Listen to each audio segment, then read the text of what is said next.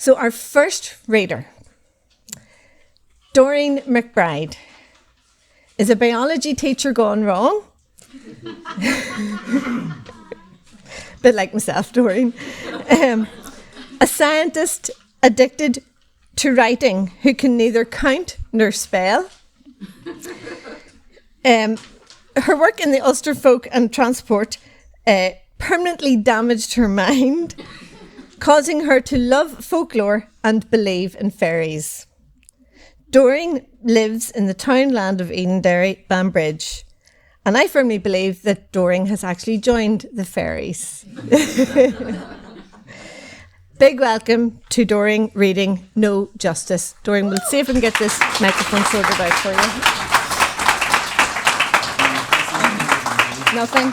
Okay, so get as close to it as you can, and I can dip it down a wee bit. Aye, because I'm only wee. There you go. You got it? Well, look, thank you very much, Biddy, for inviting me. And I'd like to thank the organisers, because there's some organisation in something like this. And now I'm going to tell you a true story. This actually is true, and I'm awful glad my husband isn't here tonight, because he'd kill me. No justice. He was annoying. Tomorrow was our wedding day, and that made him even more annoying. He said I wouldn't be heard behind the tram ticket. Do you know what a tram ticket is, all right? Wee tiny ticket about that size. In the days of the trams, and I remember them, and I shouldn't sort of say that, sure shouldn't, because I'm giving away my age. Anyway, he said I wouldn't be heard behind the tram ticket as we exchanged vows. How dare he? What made him think I wouldn't be heard? Did he think a mere man had a monopoly of sound? I glowered at him. I had had a terrible day. Dad was a hard-to-fit size, and his trousers had gone astray. A picture of him walking me up the aisle with him wearing boxer shorts and tails flashed through my mind. My flower girl had arrived in a tizzy of excitement and vomited rings round herself, me, the floor, and the room in the process. I was tired of being polite to people. It's awful when you have to be polite, isn't it? Tired of writing thank you notes, and tired of my fiasco, as I called him. I yelled, "What makes you think I won't be heard?" And we had a no-holds-barred fight, during which I gave him his ring back and told him I never wanted to see him again.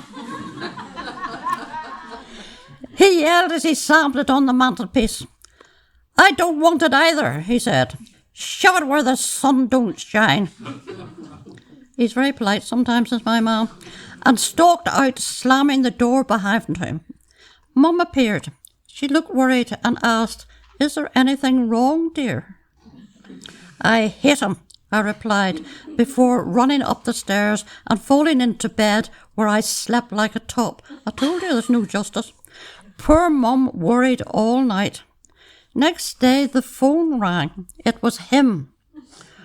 Once I've expressed my feelings, I'm not good at remembering them. "Hello," I answered, feeling surprised. "I'm coming, are you?" he snarled. "I haven't the guts to back out with so many people invited." "That," I replied, "is exactly how I feel. I'm coming." The day was fine. Dad's trousers turned up. Wasn't that a good thing? The flower girl was wonderfully well. I forgot I hated the man I was going to marry and felt happy. Standing in the church waiting for the wedding march, I looked at him and brimmed with love. He was so handsome.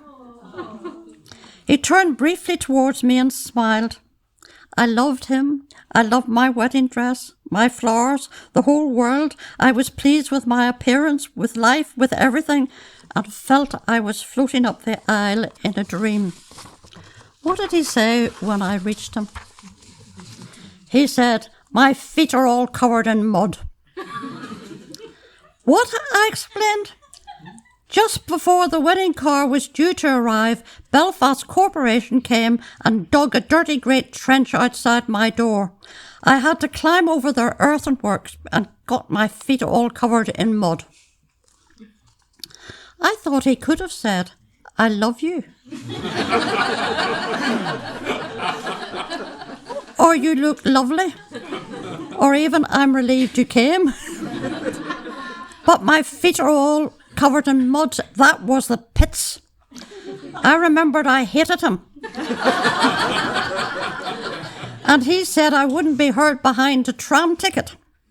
I shouted my wedding vows at the top of my voice, and I have a great pair of lungs, or at least I had in those days. He thought, the bitch, she's determined to sound louder than me, no way. And he shouted in response. We must be the only couple to have actually had the first fight of our marriage at the communion rail. At our wedding reception, we were told it was great to hear our wedding responses so clearly. And we were congratulated on the sincere way we took our vows. There's no justice. And just in case you're wondering, many years later, we're still married.